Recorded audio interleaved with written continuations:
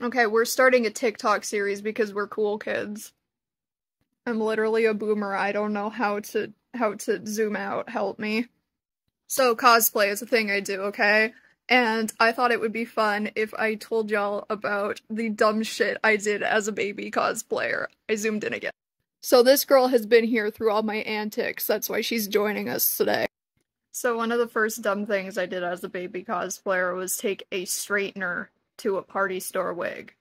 For those of you who are like, okay, but weird person on TikTok, what does that mean? What does that do? Why is it such a big deal? Think about melted plastic. Now think about it melting in hair form and in chunks. That's what happened to this wig.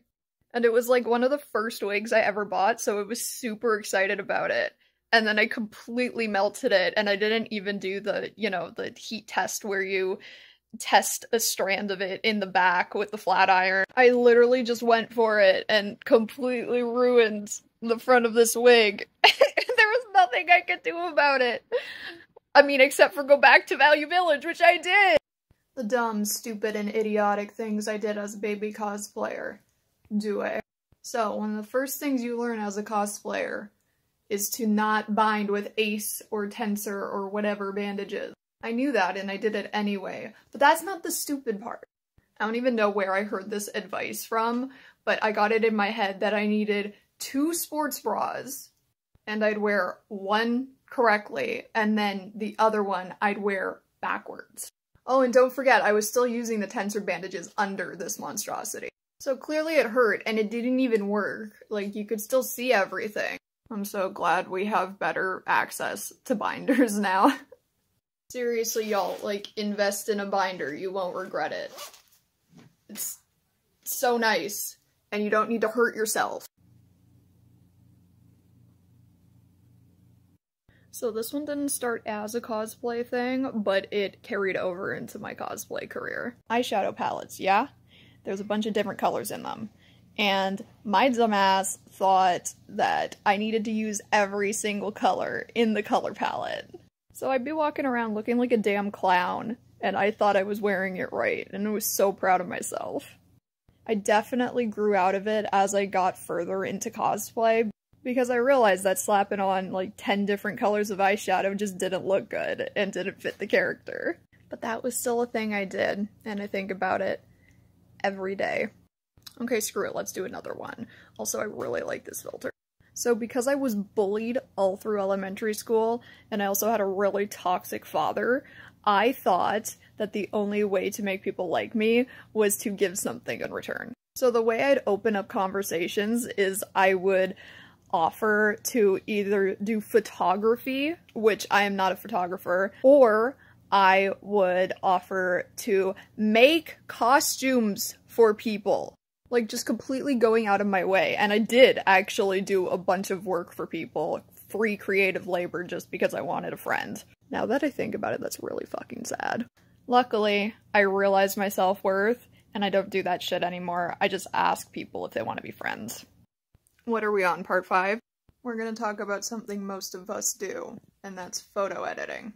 So I did my first professional boy photo shoot in 2014. I found this photographer, and I was really impressed with their work. So I booked a slot, I was super excited. I get to the convention, and we do the photo shoot, and everything's fine, it was a great experience. I get the photos back, and I can't believe what I'm seeing. It almost seemed too good to be true. It was. I was completely shocked to a certain standard of perfection that we strived for back in the day. And I took that toxic mentality and I continued to edit the shit out of my photos. Obviously I still edit my photos, but not nearly as much. It was a bad time. Okay, so this one's just stupid. Con crunch, yeah? We all hate it. We all have to go through it at some point. This person, right here, this individual, purposely con crunched. I thought it was like a cool rite of passage that I would stay up till balls o'clock before a convention and struggle to get all my costumes done. I couldn't find the time to do homework, but I found the time to make so many costumes. I'd also work on my costumes in really weird places. I'd sew on the couch, I'd paint on my bed, For whatever reason, little me had nothing better to do than stress myself out before a con, and by extension, everyone else. My entire family. So I'm about to expose myself here. Not in this way. As a baby cosplayer, I was super elitist about handmade costumes. All of my costumes had to be pieced together with supplies from a thrift store or handmade. To my credit, the first and only cosplay I purchased from eBay was a train wreck, and I kind of got scared off of online purchasing after that. So I recruited my poor grandmother, and we made a total of 3 complete cosplays. I did other ones, but these were completely handmade. And this was actually one of them. Suffice to say, that lasted a whole year, maybe 2, and then I just started buying my costumes online. So this one's not dumb. It was actually a win for baby Aszii. So we've talked about him before. Not gonna name drop again, but TF, his side of the family, my extended family, did not get cosplay at all. In fact, they thought I was forcing people to cosplay with me. Like, I know it was hard to believe that I had any friends, but holy shit. My first 2, like, real cosplays were Mello from Death Note and Eloise from Black Butler. And, TF called me a slut for them. So yeah, that kind of stung. I was 16, 17, getting called a slut by TF. But I started thinking about it, and I'm like, I could take this in stride. And I did. On my 18th birthday, I cosplayed this bitch. People also slut-shame this queen, and it's not okay. Let people express themselves however they want.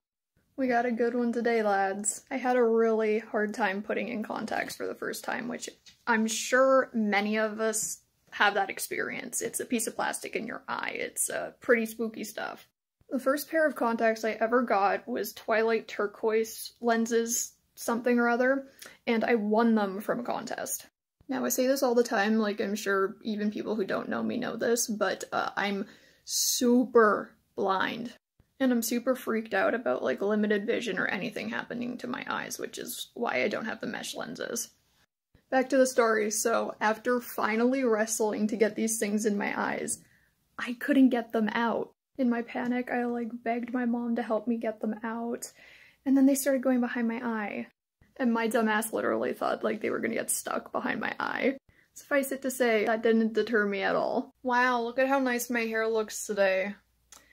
I know exactly what we're gonna talk about. So if you couldn't tell, I was a 2000s kid. I fucked my hair up real good back then. Like, real good. We're talking big chunky highlights and lowlights. We're talking backcombing to shit. And we're also talking about flat irons with no heat protectant. So I took that energy with me when I started cosplaying in 2009. Who needs a wig when you have perfectly good hair, right? Who cares if it's the same length or the same color? I can't actually believe I fucking did this. What the fuck is that?